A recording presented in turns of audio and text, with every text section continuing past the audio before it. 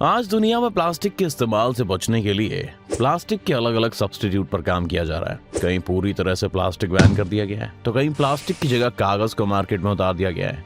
ऐसे में एक अच्छा सब्स्टिट्यूट लोगों के सामने बायोडिग्रेडेबल के तौर पर आया, जो कि नेचुरल मटेरियल्स या फिर पेट्रोकेमिकल रिसोर्सेज से बनाया जाता है, जिसमें नॉर्मल प्लास्टिक में जो केमिकल्स मौजूद होते हैं वो केमिकल्स नहीं होते, लेकिन फिर भी इसे नेचर के लिए खतरा बताया जा रहा है। क्या है ये बायोडिग्रेडेबल प्लास्टिक, और प्लास्टिक से बेहतर होने के बावजूद भी ये नेचर के लिए क्यों खतरा बनता जा रहा है, ये सब जानेंगे हम आज की इस वीडियो में।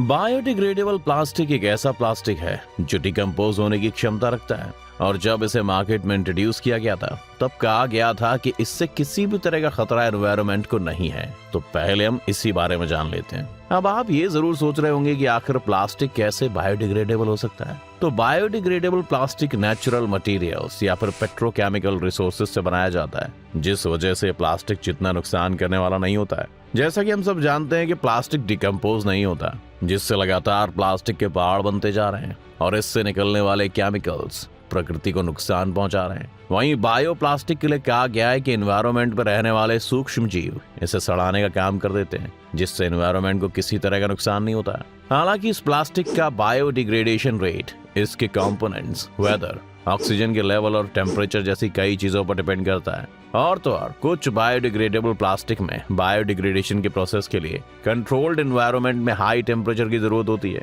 इसके साथ एक दिक्कत ये भी है कि इसे आम प्लास्टिक के साथ रिसाइकल नहीं किया जा सकता। डिग्रेडेशन का प्रोसेस सुनने में एनवायरमेंटल फ्रेंडली लगता है, लेकिन ये प्रोसेस सच में इको फ्रेंडली है या नहीं, ये अभी प्रूव नहीं हुआ है। अब बायोडिग्रेडेबल प्लास्टिक में भी वही दिक्कतें आ रही जो आम प्लास्टिक के साथ थी, और अब कोशिश की जा रही थी कि बायोडिग्रेडेबल प्लास्टिक को और बेहतर किया जाए। साथ ही इसमें बदलाव के आइडिया का मेन रीजन है ग्रीन हाउस गैसों को कम करना, जो ग्लोबल वार्मिंग का मेन रीजन है। बता दें कि कुछ बायोडिग्रेडेबल प्लास्टिक डिकम्पोज्ड होने की प्रक्रिया के दौरान दो तरह की गैस, मीथेन और कार्बन डाइऑक्साइड को इमिट करते हैं, और ये दोनों ही गैस ग्लोबल वार्मिंग की वजह है। जैसा कि बहुत से एनवायरमेंटलिस्ट दावा करते हैं कि ये पूरी तरह से इको फ्रेंडली नहीं है। कुछ स्टडीज के बाद ये सामने आया है कि जो कुछ बायोडिग्रेडेबल प्लास्टिक डिकम्पोज होते वक्त माइक्रो प्लास्टिक और मेटल छोड़ जाते हैं, वो प्रदूषण बढ़ने का कारण बन सकता है। इतना ही नहीं, डिग्रेडेशन का प्रोसेस एक ऐसी समस्या है जो अभी तक हल नहीं हुई है। बायोडिग्रेडेबल प्लास्टिक के निपटान का कोई बेहतर तरीका सामने नहीं आया है। साथ ही एक बात और कि इसे अन्य प्लास्टिक के साथ रिसाइकल भी नहीं किया जा सकता, क्योंकि इससे कंटामिनेशन होने की पॉसिबिलिटी रहेगी। अब रही बात इसके कंपोस्टेबल होने की, तो कंपोस्टेबल होने के बावजूद बायोडिग्रेडेबल प्लास्टिक की खाद बनाना एक मुश्किल काम हो सकता है। तो आखिर इसका काम क्या है, क्योंकि किसी भी बायोडिग्रेडेबल प्लास्टिक को 77 डिग्री से 140 डिग्री के बीच में एक एग्जैक्ट टेम्परेचर की जरूरत होती है। अब चूंकि खाद बनाना एक डिफिकल्ट प्रोसेस है, जिसमें छांटना, कतरन, मिक्सचर और एग्जैक्ट टेम्परेचर की जरूरत होती है, जो एक आम आदमी के लिए संभव नहीं है। यानी सीधी सी बात, इससे घर बैठे खाद बनाना मुमकिन नहीं है, क्योंकि इसे बनाने के लिए एक स्पेसिफिक एनवायरनमेंट, टेम्परेचर और ह्यूमिडिटी लेवल की जरूरत होती है। और भारत के कई शहरों में ऐसी सुविधाओं के ना होने की वजह से बायोप्लास्टिक सड़कों पर कूड़े की तरह पड़ा रहता है और सामान्य प्लास्टिक की तरह पर्यावरण को नुकसान पहुंचाता है। ऐसे में बायोप्लास्टिक के इस्तेमाल का क्या फायदा? अब अगर इस समस्या का हल ढूंढें तो इस प्रॉब्लम का एक ही समाधान है कि पहले से मौजूद प्लास्टिक को रिसाइकिल करना शुरू करें। जी हाँ, सही सुना आपने, वरना वो दिन दूर नहीं जब धरती में सिर्फ और सिर्फ प्लास्टिक दिखेगा। इसके लिए आपको प्लास्टिक को कूड़ेदान में फेंकने के बजाय इसे रिसाइकल में डालना चाहिए, ताकि ज्यादा से ज्यादा प्लास्टिक को रिसाइकिल किया जा सके। क्योंकि रिसाइकलिंग एक ऐसा प्रोसेस है जिससे सभी तरह के पोल्यूशन को रोककर ग्रीन एनवायरनमेंट बनाया जा सकता है। अब जैसा कि हमने आपको शुरू में ही बायोप्लास्टिक के नुकसान के बारे में बताया है, और इसके इस्तेमाल का मतलब ये नहीं है कि हम प्लास्टिक को बीच सड़क पर फेंक दें। ऐसे में रिसाइकल ही एकमात्र तरीका है जिससे नए प्लास्टिक के प्रोडक्शन को कंट्रोल कर एनवायरनमेंट को और बेहतर बनाया जा सकता है। वरना प्लास्टिक धरती को बंजर करते ही जा रहा है, और इससे होने वाली ग्लोबल वार्मिंग को हम झेल ही रहे हैं। आज प्लास्टिक हमारे एटमॉस्फेयर के लिए एक बड़ी समस्या बन गया है। बता दें कि आज करीब 7.25 ट्रिलियन टन प्लास्टिक जमीन और समुद्र में मौजूद है। लेकिन इसका एक दूसरा पहलू भी है, क्योंकि हमें प्लास्टिक की जरूरत है और ये 20वीं सदी में हमारी जिंदगी में सबसे बड़े बदलाव में से एक लेकर आया है। इससे इनकार नहीं किया जा सकता है। क्योंकि प्लास्टिक के बिना रिकॉर्डेड म्यूजिक और सिनेमा भी मुमकिन नहीं है। और तो और मॉडर्न मेडिसिन भी पूरी तरह से प्लास्टिक पर ही डिपेंडेंट है। यहाँ तक कि ब्लड बैंक, सिरिंज, ट्यूब तक में इनका इस्तेमाल होता है। साथ ही गाड़ियों से लेकर हवाई जहाज में प्लास्टिक का इस्तेमाल होता है और इन्हीं की मदद से हम दुनिया की यात्रा कर पाते हैं।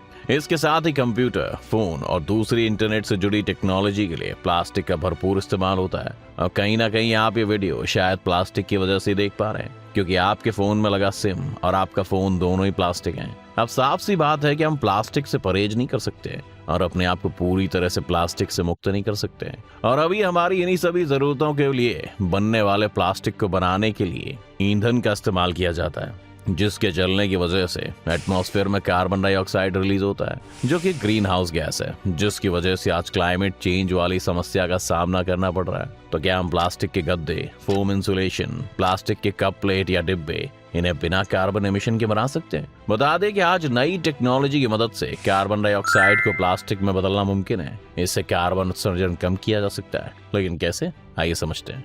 एक्चुअली प्लास्टिक सिंथेटिक पॉलीमर होते हैं, जो कि लंबे मॉलिक्यूल के बार बार रिपीट होते चेन में एक दूसरे से जुड़े होते हैं। ब्रिटेन के centre for carbon dioxide utilisation के रिसर्चर्स ने नायलॉन बनाने के तरीके का पता लगा लिया है। ये एक तरह का पॉलीमर है जिसे पॉलीक्राइलामाइड कहते हैं और ये कार्बन डाइऑक्साइड से बनते हैं। रिसर्चर्स का कहना है कि ईंधन को रॉ मटेरियल की तरह इस्तेमाल करने के बजाय आप कार्बन डाइऑक्साइड में कुछ केमिकल डालकर इसका यूज कर सकते हैं। ये पूरे पेट्रोकेमिकल सेक्टर में बड़ा बदलाव लाएगा।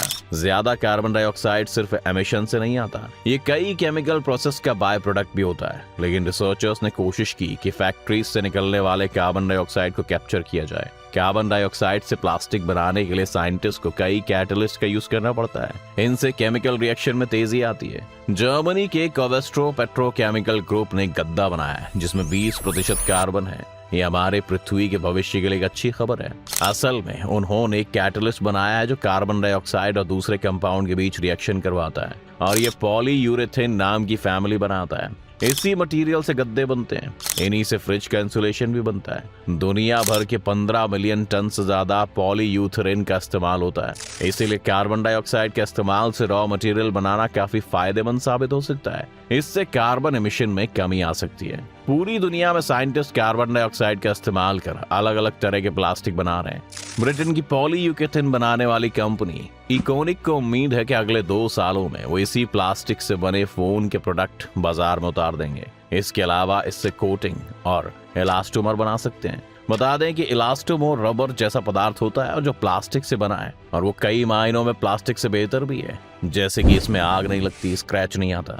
कंपनी इकोनिक का अंदाजा है कि अगर टोटल पॉलीऑल, जो कि क्रॉस लिंकिंग में इस्तेमाल होने वाला मॉलिक्यूल होता है, उसका 30% अगर कार्बन डाइऑक्साइड से बनाया जाए तो लगभग 90 मिलियन टन तक कार्बन एमिशन बचाया जा सकता है। ये कई मायनों में बेहतर तरीका साबित होगा, क्योंकि कार्बन डाइऑक्साइड की कीमत प्रोपलाइन ऑक्साइड से आधी होती है। इसके अलावा वैज्ञानिक कार्बन डाइऑक्साइड से ऐसे पॉलीकार्बोनेट बना रहे हैं जिससे कंटेनर और बोतल बन सकते हैं, और इसमें ज़ाइलोस शामिल है जिसे कॉफी से निकाला जाता है। तो ये खाने पीने की चीजें रखने के लिए भी सेफ होगा। बता दें कि शुगर बेस्ड प्रोडक्ट इस्तेमाल के लिए पहले के प्रोडक्ट से ज्यादा सेफ है। इसके अलावा कार्बन डाइऑक्साइड से इथाइलिन बनाने की भी कोशिश की जा रही है। आपको बताते चलें कि दुनिया की आधी प्लास्टिक इथाइलिन से ही बनती है और ये सबसे इम्पोर्टेंट रॉ मटेरियल है। लेकिन अभी फिलहाल कार्बन डाइऑक्साइड से बने पॉलीइथाइलिन का बड़े लेवल पर इस्तेमाल शुरू होने के लगभग 20 साल से ज्यादा समय लग सकता है। लेकिन इसके फायदों को देखते हुए इसके लिए कोशिश करनी चाहिए।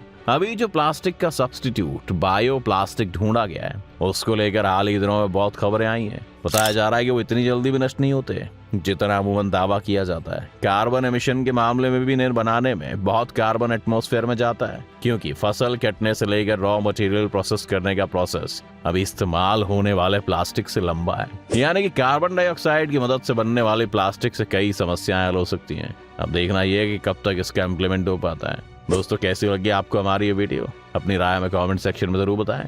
आपको हमारी आज की वीडियो पसंद आई हो तो इसे लाइक और शेयर कर दें, और अगर आप इस चैनल पर नए हैं तो चैनल को सब्सक्राइब करें और बेल आइकॉन का बटन जल्दी से जल्दी दबाना ना भूलें, ताकि हमारे आने वाली वीडियोस का नोटिफिकेशन आपको सबसे पहले मिले।